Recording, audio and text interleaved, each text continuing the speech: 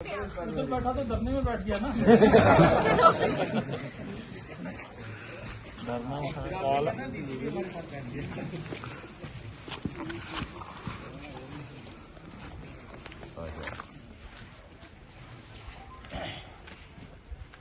Sir जो भी writing है आपकी तरफ से आया मेरे पास। सर ऐसे नहीं 5-5 कर। देखो मैं आपको ये बताऊं, इन पे आधे पॉइंट्स पे हम काम शुरू कर चुके हैं, ठीक है। जैसे इसको सीबीवीपी को लेटर्स निकालने, मैंने इस संडे को बैठ के सारी चीज़ें कर ली हैं। तो जो टाइम शेड्यूल है, मैं नहीं कहूँगा कि रातों रात सब कुछ हो जाएगा, तो टाइम शेड्यूल जो है उसके साथ काम होगा। दूसरा ये है, जो मैंने उस दिन भी बात की थी, एम्प्लॉयमेंट के लिए हमें एक कंक्रीट पॉलिसी बनानी है, तो हम रातों रात नहीं कर सकते। और सिर्फ ये इस समय जो प्रोजेक्ट चल रहे हैं उनको नहीं देखना, जो आने वाले हैं उनको भी देख के हमें कोई ना कोई एम्प्लॉयमेंट पॉलिसी भी वर्क करना पड़ेगा। वो जो मैंने पहले भी कहा कि जॉइंटली बैठ के हम करेंगे।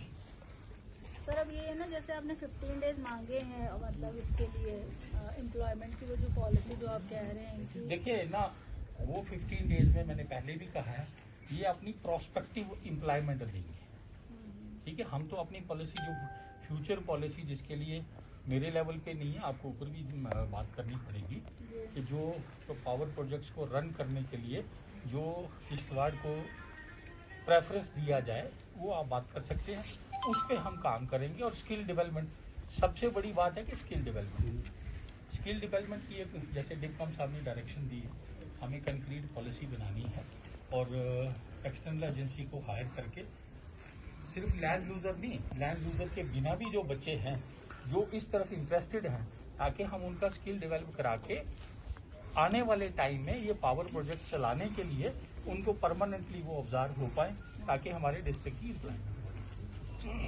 तो सर जो ये वेजेस का है, जो कि हमने 2018 का जो सीबीपीपी का ऑर्डर उनको दिखाया भी था, वो तो उसमें क्या मतलब इम्प्लीमेंटेशन मैंने देखिए वो है ऑर्डर सीबीवीपी के लिए, सीबीवीपी दे रही है। डिपकम साहब और एडीजी साहब ने डायरेक्शन दी है, वो ऑलरेडी कम्युनिकेट कर दी गई हैं कंपनीज को। Let them take a decision within 15 days, हमारे पास आने दो, फिर हम उन पे बात करेंगे। वो ये सर देखिए, आप 21 डेज आज मेरे को हो गए यहाँ पे, अब इतने दिन देने के बाद भी अगर फिर मेरे को ग्राउंड पे कोई रिजल्ट मिलेगा नहीं, तो फिर चलो आप देख लेना। मैं कोई ये कहूँगा कि वो नहीं होगा, ऐसा नहीं है। जो टाइम बाउंड मैनर में जो चीजें लिखी गई हैं उस पे काम करेंगे। अगर कोई हर्डल कहीं पे आता है तो वो आपको कम्युनिकेट किया जाएगा और डिस्कस किया जाएगा कैसे रिमूव किया जाए। अब ये तो नहीं, अगर सपोज सिंपल सी बात है, किश्तवाड़ का आपको पता है बर्फबारी ज्यादा हो जाती है, 4-5 दिन तो वैसे निकल जाते हैं दूसरे कामों में। ये छोटी मोटी हर्डल माइनर चेंजेस हो सकती हैं। अब अगर हम कहेंगे बिल्कुल फ्लक्चुएट हो जाएगा, वैसा कुछ नहीं। सर मेन तो ये एम्प्लॉयमेंट की जो आप ऑल्सो मतलब आने वाले जो आपने कहा क्वार्टरली कितना एम्प्लॉयमेंट रहेगा, मेन हमारा है कि एम्प्लॉयमेंट आप क्वार्टरली जितनी भी निकालते हैं वो जो वहाँ पे एम्प्लॉयज जो वहाँ जाके लगेंगे उसकी ट्रांसपेरेंसी हमें वो एक कमेटी बना दी है, मतलब ना कंपनीज को डायरेक्ट कर दिया गया है। डिपकम साहब ने भी वो डायरेक्शन दी थी कमेटी कंपनीज को, अपनी कमेटी बनाएंगे। मैंने डिस्ट्रिक्ट में एक कमेटी बना दी है जिसमें दोनों कलेक्टर हमारे, एडीसी, एसीआर, जीएम, सीबीवीपी के जितने भी हैं प्लस एएलसी, इनकी उस कमेटीज को मॉनिटर करने के लिए ऑलरेडी डिपकम साहब की डायरेक्शन पे मैंने वो कमेटी बना दी। अगर उसकी ऑर्डर चाहिए तो वो भी कमेटी में चेयरपर्सन हम उसके डिसीजन अप्राइज करा सकते हैं, बट वो दिखा सकते हैं, वो कोई परेशानी नहीं। इसलिए मेरी यही रिक्वेस्ट उस दिन भी थी, आज भी है, धरने को खत्म करो। वैसे भी ये इश्यूज जो हैं काफ़ी डिस्कशन हुई है, इन पे 2-3 बार तो मैंने डिस्कशन की है, और इसमें क्या होगा कि हमें भी मौका मिलेगा काम करने का। और ठीक है, यहाँ आपकी मदद होगी, आपको भी बताएंगे। और जो मेरा मेन मुद्दा जो है वो है एम्प्लॉयमेंट पॉलिसी, ट्रांसपेरेंसी होगी, ट्रांसपेरेंसी और आने वाले भले के लिए होगा तो बाकी जितने एम्प्लॉइज आपने उस दिन भी रेज किया था, कोई प्रॉब्लम जिस होगी कंपनी में जो भी एम्प्लॉय है वो सारे सीबीवीपी की वेबसाइट पे मिलेंगे। मेरे पास तो कापी आएगी, वो भी मैंने चिट्ठी लिख के फॉर्मेट बना के दे दी। जितने कॉन्ट्रैक्टर्स हैं उन सब की CBVP की वेबसाइट पे ये होस्ट करेंगे। तो ये नहीं है कोई चीज छुपाने वाली बात कोई नहीं। ठीक है, बाकी कुछ चीजें मेरे हाथ में नहीं है, मैं पहले भी बोलता हूँ, जो मेरे हाथ तक है और under the provision of law है वो आगे भी कर रहे हैं, आगे भी करेंगे, उसमें कोई परेशानी नहीं। सर इसमें वो जो non engagement local as helper था, वो जो उनके साथ वो आपने जैसे दिया है यहाँ पर, हाँ, उनसे देखो ये ALC इंश्योर करेगा as per their existing policy. Basically वो प्राइवेट कंपनी है, हम हर चीज उस पर नहीं थोप सकते, वो देखेंगे। उनको CBVP को पहले कहा है कि आप एग्जामिन करो, अगर वो अलाउड है तो वो क्यों नहीं लगा रहे वो देख लेंगे, वो ALC इंश्योर करेगा। देखो जहां तक लेबर लॉज की बात है ना, उसकी इम्प्लीमेंटेशन के लिए ALC है, लेकिन अब इसमें और भी है कि अब RLC आ गया है, रीजनल लेबर कमिश्नर जो गवर्नमेंट ऑफ इंडिया का है, वो शायद अब टेक ओवर कर रहे हैं। बिकॉज जो मैंने सुना है कि यार ये स्विच ओवर हो रहे हैं गवर्नमेंट ऑफ इंडिया के रेट्स पे। वो फिर तो सही है अगर हाँ। ऐसा है तो। नहीं, ये मुझे बताया गया है कि पॉसिबिलिटी है कि वो शिफ्ट हो जाएंगे, फिर तो उनको सेंट्रल वेजेस मिलेंगे, फिर तो ये इशू ही नहीं रहेगा। ठीक है सर, आपका MOU भी आ गया हमारे पास। जो मेरे पास है मुझे देने में क्या परेशानी। ये सर लेटर, जबकि ये भी 2010 का है। ये कंटिन्यू चलता है, मतलब यही है। उसमें फिर एक्सटेंशन होती है, वो ऑर्डर निकलता है, this will be extended till completion of the project. और आपने इनको एक और ऑर्डर किया है कि काउंटर पेमेंट जो था हाँ, वो इनको डायरेक्ट कर दिया है। सेफ्टी सर्टिफिकेट GSA ये इनसे प्रोक्योर करके आपको दे दिए जाएंगे। क्योंकि मुझे याद है क्राई पकड़ों के केस में मैंने खुद करवाया था, इनका जियोलॉजिस्ट आया था ये वेरीफाई करने के लिए कि हमें वो जगह एक्वायर करने की जरूरत है या नहीं। सर इनोवेशन वगैरह मार्च में ही रहेगा जब देखो इस समय तो काम नहीं कर सकता। हाँ बराबर।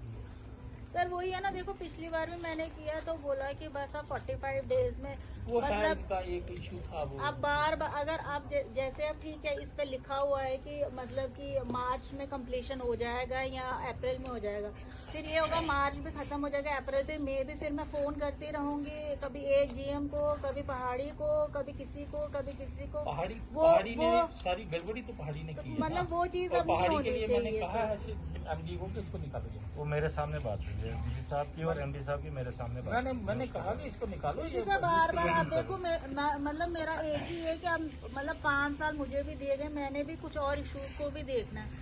अब सिर्फ मैं हर चीज के लिए अब मतलब धरने पे तो नहीं ना बैठ सकती, मतलब थोड़ा एडमिनिस्ट्रेशन को भी देखना है कि अगर कोई इश्यूज हम रेज कर रहे हैं तो कम से कम उनको सॉर्ट आउट किया जाए। क्यों हमें फिर हमेशा ऐसा कि हमें सड़कों पे आना पड़ता है हर चीज के लिए। और तो हमें सर कुछ नहीं, ये जो चीज थी एम्प्लॉयमेंट की, ये हम इसलिए मांग रहे थे क्योंकि मेरे को भी 1 साल हो गया, मुझे जो लगा कि यहाँ पे जो एम्प्लॉयमेंट है उसमें ट्रांसपेरेंसी नहीं है।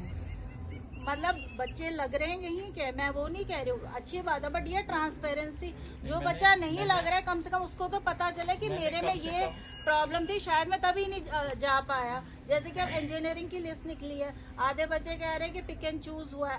अब जो अब वो बच्चा जो सिलेक्ट हो गया वो तो कह रहा है मैं मेरिट पे आया, बट जो नहीं हुआ वो तो कह रहा है पिक एंड। तो ट्रांसपेरेंसी अगर हो तो वो दोनों कैटेगरियां सेटिस्फाई रहेंगी अपनी जगह। जो लिस्ट मैंने भी लिस्ट देखी है, उससे पहले मैंने कोई उसमें नहीं देखा, मैंने भी व्हाट्सएप पे लिस्ट देखी है, मेरिट के हिसाब से मार्क्स दिए गए। ठीक है, अब देखो होता क्या है, अब कितनी नौकरियां लगती हैं, जो बच्चा सिलेक्ट हो जाता है वो कहता है मैं मेरिट पे आया हूँ, जो नहीं होता वो कहता है धांधली हुई है। This is quite obvious. But हमें ये देखना है कि जो 50 बच्चे भी अगर आए हैं वो ट्रेनिंग करेंगे तो वो किश्तवाड़ के हैं ना, बाहर का कोई नहीं है ना। पैरामीटर फिक्स हो ना, अगर मतलब एक जगह मेरिट हो, कहीं एक्सपीरियंस हो, 2-4 चीजें क्लब करके ये इसका मुद्दा डिफरेंट है। इसमें ये था, मैंने ही इंसिस्ट किया था कि जो अनएम्प्लॉयड इंजीनियर हैं जिनको कोई एक्सपीरियंस नहीं है, फ्रेशर्स हैं, उनको एटलीस्ट अप्रेंटिस कोर्स देके 1 साल के लिए ट्रेन किया जाए ताकि वो आने वाले प्रोजेक्टों में काम कर सकें। ये कोई वैकेंसी नहीं थी इनके। फिर मैंने सोचा नहीं 20 क्यों कराने, हम ज्यादा कराते हैं। मैंने इनको कहा 50 की लिस्ट निकालो, पहले इनको 20 करने तो फिर आहिस्ता आहिस्ता सबको मैं ऑब्जर्व करवा दूंगा ताकि ये ट्रेंड हो जाएं और आने वाले प्रोजेक्ट्स में काम कर सकें। ये कोई वैकेंसी नहीं थी इनके पास, ये हमारी एडमिनिस्ट्रेशन की। कई बच्चे कह रहे हैं ना कि हमें मतलब हमारा मेरिट हाई था, एक रिक्वेस्ट और है सर, वो जो परसों वहाँ पे डंगूर में वो थोड़ा बहुत कुछ हुआ है ना, उसके अगेंस्ट ओपन FIR लगी, मतलब विदाउट कोई नाम उसमें शायद किसी का नहीं है, आसिफ का नाम है। एक FIR लगी है सर। अब उसमें थोड़ा आपसे रिक्वेस्ट है कि कल को वो क्योंकि सर वो ओपन है, किसी और को ना उसमें डाल दे बेफजूल में, तो इसीलिए बात कर लेंगे। क्योंकि वहाँ पे लोगों ने इतना, मैं तभी स्पेशली यहाँ से वहाँ गई कि लोग कोई प्रॉब्लम ना क्रिएट उसमें करें। वायलेंस तो कुछ भी नहीं था, इवन की वायलेंस कुछ भी नहीं था सर। बट अगर जो भी हुआ उन्होंने अपनी जमीनों में बैठ के किया सर, न कि प्रोजेक्ट साइड में किया। वो साइड पे ही थे बेटा। ठीक है, उठो मैडम, सर मेरी यही रिक्वेस्ट है, उठो और चलो आप। सर अब यही है कि आने वाले दिनों में अब ये प्रॉब्लम नहीं होनी चाहे चाहिए। मेरे पास भी नहीं है, या आपने नहीं भी सर, लाई यहीं पे दिलाएंगे, वैसी बात नहीं है। सीधी बात है। बट ये है सर कि इन फ्यूचर मेरे साथ ऐसा ना हो, बस मैं यही बोलूँगी। देखो, वही कभी भी चैनल कुछ भी एडमिनिस्ट्रेशन करना हो पहले एक बार डिस्कस PRS के बीच में कुछ नहीं होना चाहिए। एक डिस्कस इसके साथ भी सर एक मीटिंग करा दी। मीटिंग करके कम से कम ये चीजें इन फ्यूचर नहीं होनी। पहले एक मीटिंग खुद ले आप ले मैंने लीजिए इसी सर, वजह उसके से बाद। पोस्टपोन किया था, मैंने कहा पहले ये हल हो जाए, उसके बाद में उसके बाद ताकि फेस टू फेस हम भी पूछे उनको भाई कैसे क्या, अगर कुछ हाँ, थोड़ा हो पाता है, अपनी राय भी दे उनके सकते लेवल हैं, पे भी उनकी कुछ हो सुने, पाता है इसमें तो क्या कोई है। बुरी बात है। कोई इशू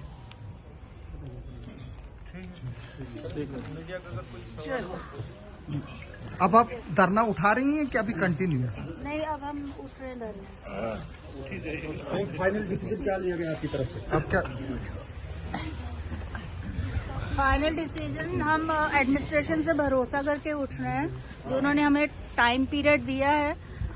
उस टाइम पीरियड में अगर ये जितने भी हमने अभी यहाँ पे डिस्कशन की, ये सॉर्ट आउट हो जाते हैं मसले, तो हमें कोई परेशानी, क्योंकि मेन जो हमारा इशू था डैट इज एम्प्लॉयमेंट। और अगर एम्प्लॉयमेंट पे हमें ये जो टाइम पीरियड फिक्स करके दिया, इसमें अगर हमें आने वाले दिनों में सब ठीक लगता है तो फिर बिल्कुल ठीक है, अगर नहीं तो फिर आप चाहती थी कि जो कंपनीज है और आपके बीच एक एग्रीमेंट हो जिसकी जमानत जो है वो डिस्ट्रिक्ट एडमिनिस्ट्रेशन रहे, देखिए, तो वैसा उसका भी क्या होगा? वैसा भी हम चाह रहे हैं कि अगर कंपनीज के साथ भी हमारा एक एग्रीमेंट हो DC साहब के अंदर, क्योंकि उसमें क्या रहेगा, उनको भी रहेगा कि हमारे ऊपर भी कोई चेक है।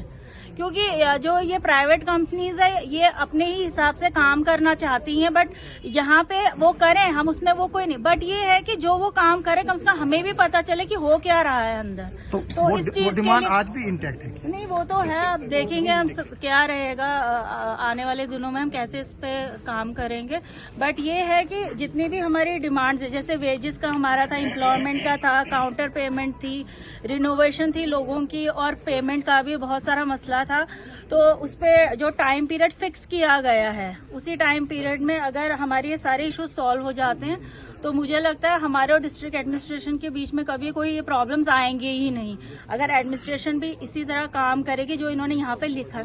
नहीं तो अगर सिर्फ ये कागजी कार्रवाई ही रह जाएगी, तो मुझे फिर अफसोस के साथ कहना पड़ रहा है, इन फ्यूचर फिर ऐसा फिर से शायद हो सकता है, अगर ये काम जो है टाइम पीरियड में ना हुए तो। कंपनी से क्या अपील करेंगी? और आप मैं कंपनी से सिर्फ इतनी ही अपील करूंगी, देखिए जो काम आप कर रहे हैं आपको करना है, क्योंकि आपको लाया गया है यहाँ पे, बट सिर्फ मैं इतना चाह रही हूँ कि जो एम्प्लॉयमेंट है वो सबसे पहले जो है यहाँ किश्तवाड़ डिस्ट्रिक्ट के जो बच्चे हैं उनको मिलनी चाहिए, रादर देन कि आप बाहर से लाएं वो चीज। और हमें ट्रांसपेरेंसी चाहिए, आप कैसे रिक्रूट कर रहे हैं, क्या मतलब किस लिहाज से रिक्रूटमेंट करें, उस चीज की ट्रांसपेरेंसी चाहिए और कुछ नहीं।